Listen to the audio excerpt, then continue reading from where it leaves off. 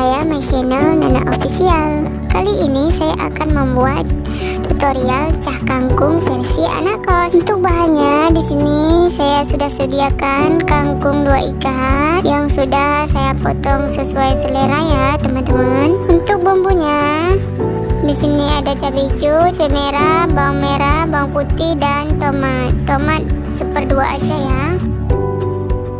Masukkan cabai hijau, cabai merah dan juga bawang.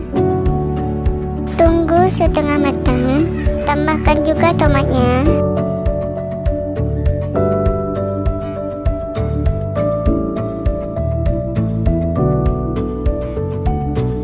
Kalau sudah harum, masukkan daun kangkungnya.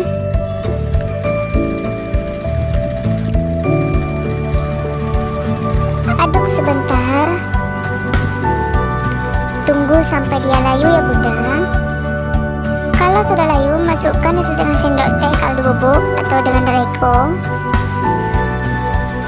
Masukkan juga setengah sendok teh garam.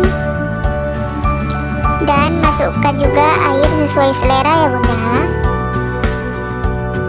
Aduk sebentar, tunggu sampai dia mendidih.